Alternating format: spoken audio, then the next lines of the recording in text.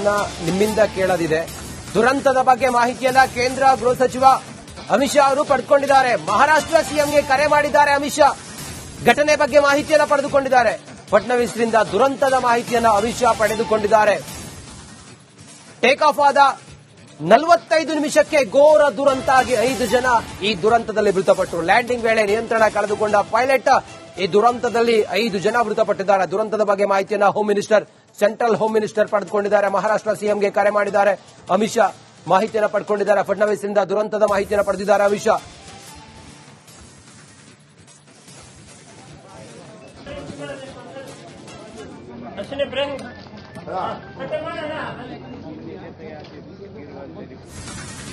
Maharashtra DCM Ajit Pawar ದುರಂತ ಅಂತ್ಯ ಕಂಡಿದ್ದಾರೆ.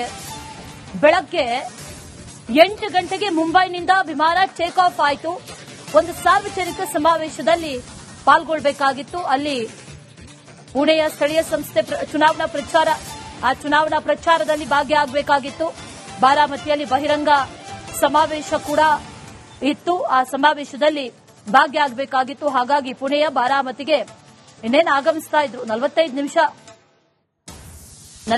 ನಿಮಿಷ ಆದ ನಂತರದಲ್ಲಿ ಬಹಳ ದೊಡ್ಡ ದುರಂತ ಆಗಿರೋದು. ನಿವೃತ್ತ ಏರ್ ಮಾರ್ಷಲ್ ಮುರಳಿ ಅವರು ಮಾತಾಡ್ತಾ ಇದ್ರು, ಮಾಹಿತಿಯನ್ನ ಕೊಡ್ತಾ ಇದ್ರು.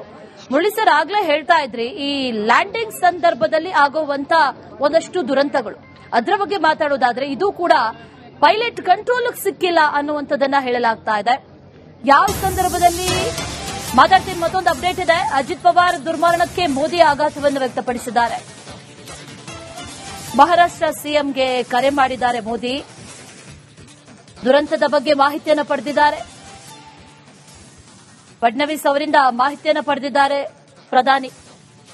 ಮಾತಾಡಿದ್ದಾರೆ ಕರೆ ಮಾಡಿ. ಅಜಿತ್ ಪವಾರ್ ದುರ್ಮರಣಕ್ಕೆ ಮೋದಿ ಆಘಾತವನ್ನು ವ್ಯಕ್ತಪಡಿಸಿದ್ದಾರೆ. ಗೃಹ ಸಚಿವರು ಕೂಡ ಕರೆ ಮಾಡಿದ್ರು. ಈ ಘಟನೆ ಹೇಗಾಯಿತು, ಯಾಕಾಯಿತು ಅನ್ನುವಂಥ ವಿಚಾರಕ್ಕೆ ಸಂಬಂಧಪಟ್ಟಂತೆ ಒಂದಷ್ಟು ಮಾಹಿತಿಯನ್ನ ಕಲೆ ಹಾಕಿದ್ದಾರೆ. ಹಾಗೆ ಪ್ರಧಾನಿಗಳು ಕೂಡ ಕರೆ ಮಾಡಿದ್ದಾರೆ ಅನ್ನುವಂಥ ಮಾಹಿತಿ, ಅವರು ಕೂಡ ಮಾಹಿತಿಯನ್ನ ಪಡ್ಕೊಂಡಿದ್ದಾರೆ. ಮತ್ತೊಂದು ಕಡೆಯಲ್ಲಿ ಆ ಖಾಸಗಿ ವಿಮಾನ ಲೇರ್ ಜೆಟ್ 45 ಈ ಖಾಸಗಿ ಜೆಟ್ನಲ್ಲಿ ಇದ್ದಂಥ 5 ಮಂದಿಯೂ ಕೂಡ ಬಹಳ ಭೀಕರವಾಗಿ ಸಾವಿಗೀಡಾಗಿರೋದು. ಪೈಲಟ್ ನಿಯಂತ್ರಣಕ್ಕೆ ಸಿಕ್ಕಿಲ್ಲ, ಕಂಟ್ರೋಲ್ಗೆ ಸಿಕ್ಕಿಲ್ಲ. ಆ ಸಂದರ್ಭದಲ್ಲಿ ಇಮಿಡಿಯೇಟ್ ಆಗಿ ಕ್ರಾಶ್ ಆಗಿದೆ. ಒಂದ್ ಕಡೆಯಲ್ಲಿ ರೆಸ್ಕ್ಯೂ ಕಾರ್ಯಾಚರಣೆ, ಅಗ್ನಿಶಾಮಕ ಸಿಬ್ಬಂದಿ ಬಂದಿರೋದು, ಮತ್ತೊಂದು ಕಡೆಯಲ್ಲಿ ಆಸ್ಪತ್ರೆಯ ಮುಂಭಾಗದಲ್ಲಿ ಸಾಕಷ್ಟು ಜನ ಸೇರಿದ್ದಾರೆ. ಆ ಪಾರ್ಥಿವ ಶರೀರವನ್ನ ಕೂಡ ಈಗಾಗಲೇ ಇದೇ ಆಸ್ಪತ್ರೆಯಲ್ಲಿ ಇರಿಸಲಾಗಿದೆ. ಇದೇ ಹಾಸ್ಪಿಟಲ್ ಅಲ್ಲಿ ಇರೋದು. ಈ ಸುದ್ದಿ ತಿಳಿತಾ ಇದ್ದಂತೆ ಸಾಕಷ್ಟು ಮಂದಿ ಆಗಮಿಸಿದ್ದಾರೆ. ಬಾರಾಮತಿ ಹೇಳಿ ಕೇಳಿ ಅಜಿತ್ ಪವಾರ್ ಅವರ ಕ್ಷೇತ್ರ. ಅವರ ಕ್ಷೇತ್ರದಲ್ಲೇ ಇಂಥದ್ದೊಂದು ದುರಂತ ನಡೆದಿರೋದು. ಅಲ್ಲಿನ ಸ್ಥಳೀಯರು ಎಲ್ಲರೂ ಕೂಡ ಈ ವಿಚಾರ ತಿಳಿತಾ ಇದ್ದಂತೆ ಆಸ್ಪತ್ರೆಯತ್ತ ಧಾವಿಸಿದ್ದಾರೆ. ಆಸ್ಪತ್ರೆಯತ್ತ ಬಂದಿದ್ದಾರೆ ಒಂದ್ ಕಡೆ. ಮತ್ತೊಂದು ಕಡೆಯಲ್ಲಿ ಈ ಇಡೀ ವಿಮಾನದ ವಿಜುವಲ್ಸ್ ಅನ್ನ ಗಮನಿಸ್ತಾ ಇದ್ದೀವಿ. ವಿಎಸ್ಆರ್ ಅಂತ ಬರೆದಿದೆ. ವಿಎಸ್ಆರ್ ಇಸ್ ದ ಪ್ರೊಡಕ್ಷನ್ ಕಂಪನಿ. ಅಂದ್ರೆ ಲೇರ್ ಜೆಟ್ 45 ವಿಮಾನವನ್ನ ಭಾರತಕ್ಕೆ ಪ್ರೊಡಕ್ಷನ್ ಮಾಡಿ ಕೊಡುವಂತಹ ಕಂಪನಿ ವಿಎಸ್ಆರ್. ಆ ಮೂಲಕ ತಯಾರಾಗಿರುವಂತಹ ಜೆಟ್ ಅದು. ಸುಮಾರು 8 ಮಂದಿ ಕೂರಬಹುದಾದಂತಹ ಆಸನದ ವ್ಯವಸ್ಥೆ ಇರುವಂತಹ ಜೆಟ್ ಅದು. ಪ್ರೈವೇಟ್ ಜೆಟ್ ಈಗ ಕ್ರಾಶ್ ಆಗಿರೋದು ಕಾರಣ ಏನು ಅನ್ನುವಂತ ಒಂದಷ್ಟು ಚರ್ಚೆಗಳ ಜೊತೆಯಲ್ಲಿ ಅಲ್ಲಿ ಆ ವಿಮಾನದಲ್ಲಿದ್ದಂತಹ 5 ಮಂದಿಯೂ ಕೂಡ ಮೃತಪಟ್ಟಿದ್ದಾರೆ. ಜೊತೆಗೆ ಈಗಾಗಲೇ ಅವರ ಮೃತದೇಹಗಳನ್ನು ಆಸ್ಪತ್ರೆಗೆ ಸಾಗಿಸಲಾಗಿದೆ. ಆ ಕ್ರ್ಯಾಶ್ ಸೈಟ್ನಲ್ಲಿ ಚದುರಿರುವಂತಹ ಅವಶೇಷಗಳನ್ನು ಗಮನಿಸಿದ್ರೆ ಗೊತ್ತಾಗುತ್ತೆ ಈ ಕ್ರ್ಯಾಶ್ನ ಗಂಭೀರತೆ ಅಥವಾ ತೀವ್ರತೆ ಎಷ್ಟಿತ್ತು ಅಂತ. ಪೈಲಟ್ ನಿಯಂತ್ರಣಕ್ಕೆ ಸಿಕ್ಕಿಲ್ಲ, ನಿಯಂತ್ರಣಕ್ಕೆ ಸಿಗದೆ ಈ ಜೆಟ್ ಕ್ರ್ಯಾಶ್ ಆಗಿರೋದು. ಇನ್ನೇನು ಎಮರ್ಜೆನ್ಸಿ ಲ್ಯಾಂಡಿಂಗ್ ಮಾಡೋದಕ್ಕೂ ಕೂಡ ಪೈಲಟ್ ಪ್ರಯತ್ನ ಪಟ್ಟಿದ್ದಾನೆ ಅನ್ನುವಂತ ಮಾಹಿತಿ ಇದೆ. ತುರ್ತು ಭೂಸ್ಪರ್ಶಕ್ಕೂ ಕೂಡ ಪ್ರಯತ್ನ ಪಟ್ಟಿದ್ದಾರೆ. ಆದರೆ ಅದಕ್ಕೂ ಕೂಡ ಕಂಟ್ರೋಲ್ ಸಿಗಲಿಲ್ಲ. ಆ ಸಂದರ್ಭದಲ್ಲಿ ಆ ಬಾರಾಮತಿಯ ಒಂದು ಪ್ರದೇಶದಲ್ಲಿ ಇನ್ನೇನು ರನ್ವೇ ಅಲ್ಲೇ ಪಕ್ಕದಲ್ಲಿದೆ. ರನ್ವೇ ಪಕ್ಕದಲ್ಲೇ ನಡೆದಿರುವಂತಹ ಘಟನೆ ಇದು. ಅಂಥದ್ದೇನಾಯ್ತು ಅನ್ನುವಂಥ ಒಂದಷ್ಟು ಅನುಮಾನಗಳಂತೂ ಇದೆ. ಪೈಲಟ್ ಕಂಟ್ರೋಲ್ಗೆ ಯಾಕೆ ಸಿಕ್ಕಿಲ್ಲ ಅಥವಾ ಹೊರಡುವಂತಹ ಸಂದರ್ಭದಲ್ಲಿ ಎಲ್ಲವನ್ನೂ ಕೂಡ ಡಿಟೇಲ್ ಆಗಿ ಚೆಕ್ ಮಾಡ್ಕೊಂಡಿರ್ಲಿಲ್ವಾ ಅನ್ನುವಂತ ಒಂದಷ್ಟು ಪ್ರಶ್ನೆಗಳಿರೋದು. 8 ಮಂದಿ ಪ್ರಯಾಣಿಸಬಹುದಾದಂತ ಲೇರ್ಜೆಟ್ 45 ಅನ್ನುವಂತ ಖಾಸಗಿ ಜೆಟ್ನಲ್ಲಿ ಅಜಿತ್ ಪವಾರ್ ಸೇರಿದಂತೆ ಅವರ ಸಹಾಯಕ ಸಿಬ್ಬಂದಿ ಪೈಲಟ್ ನಿಮ್ಮಿಂದ ಕೇಳೋದಿದೆ. ದುರಂತದ ಬಗ್ಗೆ ಮಾಹಿತಿಯನ್ನ ಕೇಂದ್ರ ಗೃಹ ಸಚಿವ ಅಮಿತ್ ಶಾ ಅವರು ಪಡೆದುಕೊಂಡಿದ್ದಾರೆ. ಮಹಾರಾಷ್ಟ್ರ ಸಿಎಂಗೆ ಕರೆ ಮಾಡಿದ್ದಾರೆ ಅಮಿತ್ ಶಾ. ಘಟನೆ ಬಗ್ಗೆ ಮಾಹಿತಿಯನ್ನ ಪಡೆದುಕೊಂಡಿದ್ದಾರೆ. ಫಡ್ನವೀಸ್ರಿಂದ ದುರಂತದ ಮಾಹಿತಿಯನ್ನ ಅಮಿತ್ ಶಾ ಪಡೆದುಕೊಂಡಿದ್ದಾರೆ.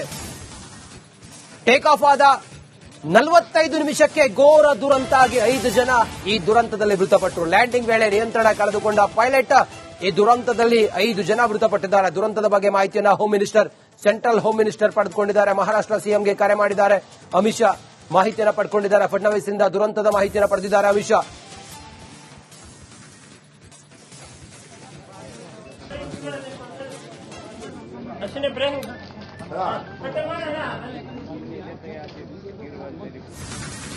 ಮಹಾರಾಷ್ಟ್ರ ಡಿಸಿಎಂ ಅಜಿತ್ ಪವಾರ್ ದುರಂತ ಅಂತ್ಯ ಕಂಡಿದ್ದಾರೆ. ಬೆಳಗ್ಗೆ 8 ಗಂಟೆಗೆ ಮುಂಬೈನಿಂದ ವಿಮಾನ ಟೇಕ್ ಆಫ್ ಆಯಿತು. ಒಂದು ಸಾರ್ವಜನಿಕ ಸಮಾವೇಶದಲ್ಲಿ ಪಾಲ್ಗೊಳ್ಳಬೇಕಾಗಿತ್ತು. ಅಲ್ಲಿ ಪುಣೆಯ ಸ್ಥಳೀಯ ಸಂಸ್ಥೆ ಚುನಾವಣಾ ಪ್ರಚಾರ, ಆ ಚುನಾವಣಾ ಪ್ರಚಾರದಲ್ಲಿ ಭಾಗಿಯಾಗಬೇಕಾಗಿತ್ತು. ಬಾರಾಮತಿಯಲ್ಲಿ ಬಹಿರಂಗ ಸಮಾವೇಶ ಕೂಡ ಇತ್ತು. ಆ ಸಮಾವೇಶದಲ್ಲಿ ಭಾಗಿಯಾಗಬೇಕಾಗಿತ್ತು. ಹಾಗಾಗಿ ಪುಣೆಯ ಬಾರಾಮತಿಗೆ ಇನ್ನೇನು ಆಗಮಿಸ್ತಾ ಇದ್ರು. 45 ನಿಮಿಷ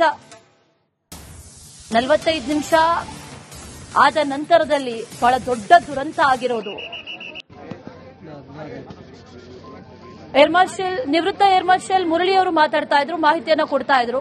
ಮುರಳಿ ಸರ್, ಆಗ್ಲೇ ಹೇಳ್ತಾ ಇದ್ರಿ ಈ ಲ್ಯಾಂಡಿಂಗ್ ಸಂದರ್ಭದಲ್ಲಿ ಆಗುವಂತ ಒಂದಷ್ಟು ದುರಂತಗಳು, ಅದರ ಬಗ್ಗೆ ಮಾತಾಡೋದಾದ್ರೆ ಇದು ಕೂಡ ಪೈಲಟ್ ಕಂಟ್ರೋಲ್ ಸಿಕ್ಕಿಲ್ಲ ಅನ್ನುವಂಥದ್ದನ್ನ ಹೇಳಲಾಗ್ತಾ ಇದೆ. ಯಾವ ಸಂದರ್ಭದಲ್ಲಿ ಮಾತಾಡ್ತೀನಿ. ಮತ್ತೊಂದು ಅಪ್ಡೇಟ್ ಇದೆ. ಅಜಿತ್ ಪವಾರ್ ದುರ್ಮರಣಕ್ಕೆ ಮೋದಿ ಆಘಾತವನ್ನು ವ್ಯಕ್ತಪಡಿಸಿದ್ದಾರೆ. ಮಹಾರಾಷ್ಟ್ರ ಸಿಎಂಗೆ ಕರೆ ಮಾಡಿದ್ದಾರೆ ಮೋದಿ. ದುರಂತದ ಬಗ್ಗೆ ಮಾಹಿತಿಯನ್ನು ಪಡೆದಿದ್ದಾರೆ. ಫಡ್ನವೀಸ್ ಅವರಿಂದ ಮಾಹಿತಿಯನ್ನು ಪಡೆದಿದ್ದಾರೆ ಪ್ರಧಾನಿ. ಮಾತಾಡಿದ್ದಾರೆ. ಕರೆ ಮಾಡಿ ಅಜಿತ್ ಪವಾರ್ ದುರ್ಮರಣಕ್ಕೆ ಮೋದಿ ಆಘಾತವನ್ನು ವ್ಯಕ್ತಪಡಿಸಿದ್ದಾರೆ. ಗೃಹ ಸಚಿವರು ಕೂಡ ಕರೆ ಮಾಡಿದ್ರು. ಈ ಘಟನೆ ಹೇಗಾಯಿತು, ಯಾಕಾಯಿತು ಅನ್ನುವಂಥ ವಿಚಾರಕ್ಕೆ ಸಂಬಂಧಪಟ್ಟಂತೆ ಒಂದಷ್ಟು ಮಾಹಿತಿಯನ್ನ ಕಲೆ ಹಾಕಿದ್ದಾರೆ. ಹಾಗೆ ಪ್ರಧಾನಿಗಳು ಕೂಡ ಕರೆ ಮಾಡಿದ್ದಾರೆ ಅನ್ನುವಂಥ ಮಾಹಿತಿ, ಅವರು ಕೂಡ ಮಾಹಿತಿಯನ್ನ ಪಡ್ಕೊಂಡಿದ್ದಾರೆ. ಮತ್ತೊಂದು ಕಡೆಯಲ್ಲಿ ಆ ಖಾಸಗಿ ವಿಮಾನ ಲೇರ್ಜೆಟ್ 45 ಈ ಖಾಸಗಿ ಜೆಟ್ನಲ್ಲಿ ಇದ್ದಂಥ 5 ಮಂದಿಯೂ ಕೂಡ ಬಹಳ ಭೀಕರವಾಗಿ ಸಾವಿಗೀಡಾಗಿರೋದು. ಪೈಲಟ್ ನಿಯಂತ್ರಣಕ್ಕೆ ಸಿಕ್ಕಿಲ್ಲ, ಕಂಟ್ರೋಲ್ಗೆ ಸಿಕ್ಕಿಲ್ಲ. ಆ ಸಂದರ್ಭದಲ್ಲಿ ಇಮಿಡಿಯೇಟ್ ಆಗಿ ಕ್ರಾಶ್ ಆಗಿದೆ. ಒಂದ್ ಕಡೆಯಲ್ಲಿ ರೆಸ್ಕ್ಯೂ ಕಾರ್ಯಾಚರಣೆ, ಅಗ್ನಿಶಾಮಕ ಸಿಬ್ಬಂದಿ ಬಂದಿರೋದು, ಮತ್ತೊಂದು ಕಡೆಯಲ್ಲಿ ಆಸ್ಪತ್ರೆಯ ಮುಂಭಾಗದಲ್ಲಿ ಸಾಕಷ್ಟು ಜನ ಸೇರಿದ್ದಾರೆ. ಆ ಪಾರ್ಥಿವ ಶರೀರವನ್ನ ಕೂಡ ಈಗಾಗಲೇ ಇದೇ ಆಸ್ಪತ್ರೆಯಲ್ಲಿ ಇರಿಸಲಾಗಿದೆ. ಇದೇ ಹಾಸ್ಪಿಟಲ್ ಅಲ್ಲಿ ಇರೋದು. ಈ ಸುದ್ದಿ ತಿಳಿತಾ ಇದ್ದಂತೆ ಸಾಕಷ್ಟು ಮಂದಿ ಆಗಮಿಸಿದ್ದಾರೆ. ಬಾರಾಮತಿ ಹೇಳಿ ಕೇಳಿ ಅಜಿತ್ ಪವಾರ್ ಅವರ ಕ್ಷೇತ್ರ. ಅವರ ಕ್ಷೇತ್ರದಲ್ಲೇ ಇಂಥದ್ದೊಂದು ದುರಂತ ನಡೆದಿರೋದು.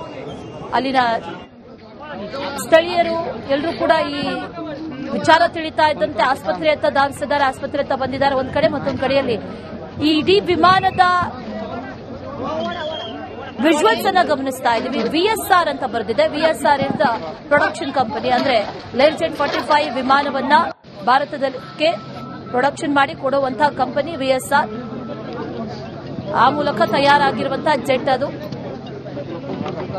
ಸುಮಾರು 8 ಮಂದಿ ಕೂರಬಹುದಾದಂತಹ ಆಸನದ ವ್ಯವಸ್ಥೆ ಇರುವಂತಹ ಜೆಟ್ ಅದು. ಪ್ರೈವೇಟ್ ಜೆಟ್ ಈಗ ಕ್ರ್ಯಾಶ್ ಆಗಿರೋದು ಕಾರಣ ಏನು ಅನ್ನುವಂತ ಒಂದಷ್ಟು ಚರ್ಚೆಗಳ ಜೊತೆಯಲ್ಲಿ ಅಲ್ಲಿ ಆ ವಿಮಾನದಲ್ಲಿದ್ದಂತಹ 5 ಮಂದಿಯೂ ಕೂಡ ಮೃತಪಟ್ಟಿದ್ದಾರೆ. ಜೊತೆಗೆ ಈಗಾಗಲೇ ಅವರ ಮೃತದೇಹಗಳನ್ನು ಆಸ್ಪತ್ರೆಗೆ ಸಾಗಿಸಲಾಗಿದೆ. ಆ ಕ್ರ್ಯಾಶ್ ಸೈಟ್ನಲ್ಲಿ ಚದುರಿರುವಂತಹ ಅವಶೇಷಗಳನ್ನು ಗಮನಿಸಿದ್ರೆ ಗೊತ್ತಾಗುತ್ತೆ ಈ ಕ್ರ್ಯಾಶ್ನ ಗಂಭೀರತೆ ಅಥವಾ ತೀವ್ರತೆ ಎಷ್ಟಿತ್ತು ಅಂತ. ಪೈಲಟ್ ನಿಯಂತ್ರಣಕ್ಕೆ ಸಿಕ್ಕಿಲ್ಲ, ನಿಯಂತ್ರಣಕ್ಕೆ ಸಿಗದೆ ಈ ಜೆಟ್ ಕ್ರ್ಯಾಶ್ ಆಗಿರೋದು. ಇನ್ನೇನು ಎಮರ್ಜೆನ್ಸಿ ಲ್ಯಾಂಡಿಂಗ್ ಮಾಡೋದಕ್ಕೂ ಕೂಡ ಪೈಲಟ್ ಪ್ರಯತ್ನ ಪಟ್ಟಿದ್ದಾನೆ ಅನ್ನುವಂತ ಮಾಹಿತಿ ಇದೆ. ತುರ್ತು ಭೂಸ್ಪರ್ಶಕ್ಕೂ ಕೂಡ ಪ್ರಯತ್ನ ಪಟ್ಟಿದ್ದಾರೆ, ಆದರೆ ಅದಕ್ಕೂ ಕೂಡ ಕಂಟ್ರೋಲ್ ಸಿಗಲಿಲ್ಲ. ಆ ಸಂದರ್ಭದಲ್ಲಿ ಆ ಬಾರಾಮತಿಯ ಒಂದು ಪ್ರದೇಶದಲ್ಲಿ ಇನ್ನೇನು ರನ್ವೇ ಅಲ್ಲೇ ಪಕ್ಕದಲ್ಲಿದೆ, ರನ್ವೇ ಪಕ್ಕದಲ್ಲೇ ನಡೆದಿರುವಂತಹ ಘಟನೆ ಇದು. ಅಂಥದ್ದೇನಾಯ್ತು ಅನ್ನುವಂತ ಒಂದಷ್ಟು ಅನುಮಾನಗಳಂತೂ ಇದೆ. ಪೈಲಟ್ ಕಂಟ್ರೋಲ್ಗೆ ಯಾಕೆ ಸಿಕ್ಕಿಲ್ಲ, ಅಥವಾ ಹೊರಡುವಂತ ಸಂದರ್ಭದಲ್ಲಿ ಎಲ್ಲವನ್ನೂ ಕೂಡ ಡಿಟೇಲ್ ಆಗಿ ಚೆಕ್ ಮಾಡ್ಕೊಂಡಿರ್ಲಿಲ್ವಾ ಅನ್ನುವಂತ ಒಂದಷ್ಟು ಪ್ರಶ್ನೆಗಳಿರೋದು. 8 ಮಂದಿ ಪ್ರಯಾಣಿಸಬಹುದಾದಂತ ಲೇರ್ಜೆಟ್ 45 ಅನ್ನುವಂತ ಖಾಸಗಿ ಜೆಟ್ನಲ್ಲಿ ಅಜಿತ್ ಪವಾರ್ ಸೇರಿದಂತೆ ಅವರ ಸಹಾಯಕ ಸಿಬ್ಬಂದಿ, ಪೈಲಟ್